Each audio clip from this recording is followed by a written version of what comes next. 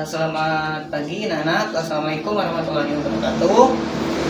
Jadi hari ini kita ketemu lagi di pertemuan pelajaran mata pelajaran sejarah. Nah, baiklah anak-anak, sebelum kita memulai pelajaran pada hari ini, ada baiknya kita berdoa menurut agama dan kepercayaan masing-masing. Berdoa mulai. Berdoa selesai. Nah, sebelum kita lanjut ke materi, untuk lebih jauhnya, Bapak mau absen dulu ya. Siapa yang hadir dan tidak hadir? Bentar. Iya, Bapak cek dulu kehadiran anak-anak. Yang pertama, Ari hadir. Oh, hadir. Budi hadir. Joko hadir. Putri hadir. Samuel hadir. Dan Cinta hadir. Oke, baik, bagus sekali semuanya hadir. Jadi pada pertemuan kali ini Bapak akan melanjutkan materi kita minggu lalu ya. Jadi minggu lalu kemarin materi kita itu bahas apa anak? Kita minggu kemarin itu bahas tentang peninggalan zaman batu.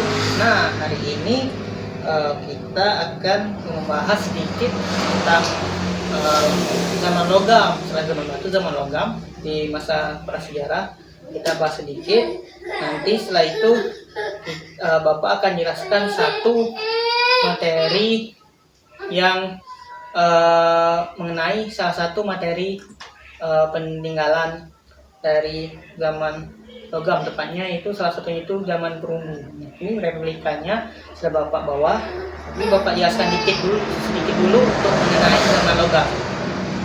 Oke, Bapak mau tampilkan PPT-nya dulu. Baru sudah muncul. Sudah muncul.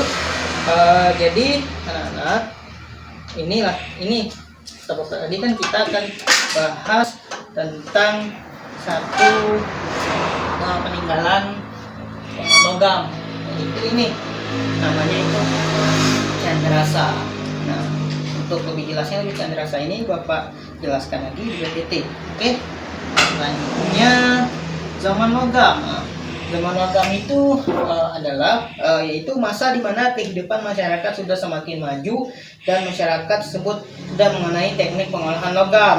Nah, mereka sudah mampu membuat alat-alat dari logam menjadi sangat terampil. Perkembangan ini menunjukkan kalau taraf kehidupan masyarakat pada saat itu sudah meningkat dan maju. Nah, selanjutnya seperti lihat di gambar ini bahwa pembagian zaman logam itu ada tiga. Nah, yang pertama zaman tembaga. Nah, zaman tembaga ini di mana masyarakat itu sudah mampu membuat peralatan-peralatan hidup dari bahan tembaga. Nah, tapi di Indonesia untuk peninggalan masa zaman tembaga ini tidak ada ditemukan. Hanya ada ditemukan di daerah Malaysia, Vietnam, Thailand, dan intinya itu di luar wilayah Indonesia. Kalau di Indonesia itu tidak ada ditemukan untuk peninggalan zaman tembaga ini. Selanjutnya itu zaman besi. Nah, zaman besi ini masyarakat itu sudah mampu membuat peralatan perlengkapan dari besi, dari bahan besi. Nah, di Indonesia ini ada beberapa peninggalan zaman besi seperti mata kapak, seperti tombak dari bahan-bahan besi. Nah, itu ada ditemukan di Yogyakarta. Selanjutnya itu zaman perunggu. Nah, zaman perunggu itu zaman di mana masyarakat pada saat itu sudah mampu membuat perlengkapan dan peralatan dari bahan-bahan perunggu. Nah, di Indonesia peninggalan dari zaman perunggu inilah yang banyak ditemukan. Kita lanjut. Nah, sudah Bapak jelaskan sebelumnya tadi bahwa cuma di wilayah Indonesia ini beberapa jenis peninggalan zaman perunggu bersejarah ditemukan. Di antaranya yaitu yang pertama yaitu Mekara, batu bejana perunggu, kapak corong, arca atau patung perunggu, candrasa ini yang mau kita bahas lebih dalam. Soalnya itu moko. Nah, langsung saja. Nah, ini candrasa. Lihat ini. Nah, jadi candrasa merupakan benda peninggalan sejarah pada zaman logam, anak-anak. Logam perunggu tepatnya, di mana bentuk candrasa ini hampir mirip kapak. Jadi ini mirip kapak ini. Nah, ini berapa kan? Nah, mirip kapak pada umumnya, hanya saja pada bagian depan candrasa berbentuk pipih serta melebar. Nah, sini. Jadi dia itu agak pipih. Nah, serta ujung kapak berbentuk seperti melengkung yang menambahkan seperti motif geometris di ujung candrasa tersebut. Nah, ini dia geometris. Sini ada motifnya. Nah, dia geometris sini. Nah, selanjutnya kita lanjut ke slide selanjutnya. Nah, dalam sejarah candrasa merupakan peninggalan pada zaman logam. Nah, ada begitu banyak benda manusia ciptakan dan memudahkan dalam kegiatan tertentu seperti kegiatan bercocok tanam sampai kegiatan keagamaan. Nah, dan hal tersebut juga membuat sektor pertanian semakin maju jadi pada saat itu penemuan alat dan pembuatan alat dari perunggu itu membuat pertanian semakin maju. Maka tidak heran peninggalan zaman logam termasuk candrasa ini ada di Indonesia dan kebanyakan ada di Pulau Jawa. Selanjutnya, nah di sini kita akan menjelaskan ciri-ciri dari candrasa. Lihat sini, ini ada beberapa bentuk candrasa ya. Jadi candrasa ini juga ada beberapa bentuk. Tanya itu bahwa ciri-ciri candrasa itu terbuat dari bahan baku perunggu. Jadi ini dari bahan baku perunggu anak-anak. Nah, ini replikannya tapi tidak dari perunggu ya, ini dari karton yang keras ini. Selanjutnya itu memiliki ukiran geometris sisi kapak. Yang saya Bapak jelaskan tadi bahwa dia memiliki ukiran yang geometris. Nah, sisi kapak. Nah, selanjutnya itu terdapat corong pada pangkal kapak sebagai tempat memasukkan pegangan tangkai kayu. Ini kan untuk memasukkan tangkai kayu di sini. Nah, jadi sini aslinya itu ada lubang untuk memasukkan tangkai kayu. Selanjutnya itu mempunyai bentuk melengkung pada ujung kapak. Ini sudah membentuk ujung melengkung ya, ujung kapak melengkung. Selanjutnya next. Fungsi candrasa. Pertama itu sebagai alat pertukangan dan pertanian. Jadi candrasa ini dipakai juga untuk alat pertukangan pada saat itu dan untuk alat bertani.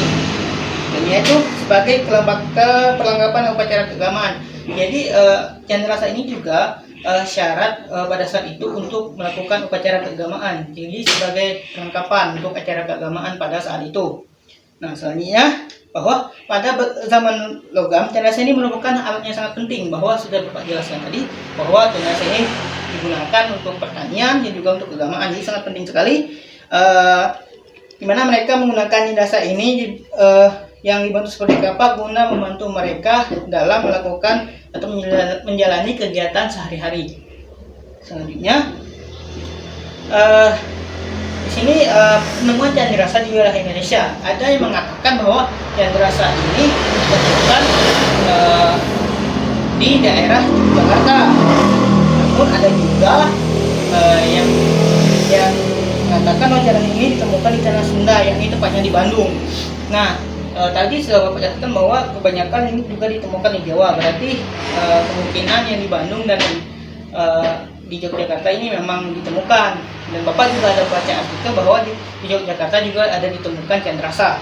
Nah, tapi di sini juga ada yang pendapat juga ada juga yang mengatakan bahwa candrasa ini ditemukan di daerah beberapa bagian Indonesia, misalnya ada di Bali, di Sulawesi Selatan, di Sumatera, dan serta di Papua. Jadi intinya nih penyebaran peninggalan candrasa ini, peninggalan zaman perunggu ini sangat luas sekali jangkauannya. Jadi sangat luar biasa sekali anak-anak.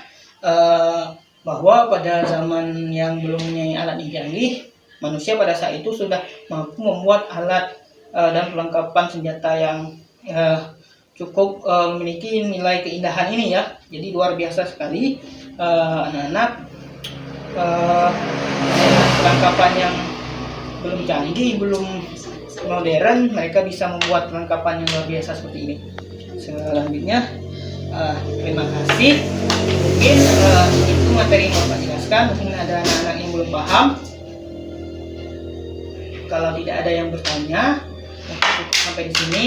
Nah, tugas kalian minggu depan ini kan Bapak sudah membuat salah satu peninggalannya, replika peninggalan masa perunggu. Nah, untuk minggu depan tugas anak-anak, minggu depan 2 minggu lagi kalian kumpul juga untuk kumpul tugas membuat replika peninggalan selain Candrasa, peninggalan zaman perunggu selain Candrasa. Jadi tadi ada beberapa, ada Bujana, Nakara, ada Mokpo, ada Arca. Jadi kalian bentuk beberapa kelompok dan Bapak bagikan materi setiap kelompok, replika apa yang mau kalian buat setiap kelompok. Mungkin itu saja anak-anak berhubungan waktu. Sebelum kita mengakhiri dan menutup pelajaran pada hari ini, ada baiknya kita berdoa menurut agama dan kepercayaan masing-masing. Berdoa mulai. Berdoa selesai. Anak-anak berhubungan waktu sudah habis, jadi Bapak tutup. Sekian, wassalamualaikum warahmatullahi wabarakatuh. Selamat pagi.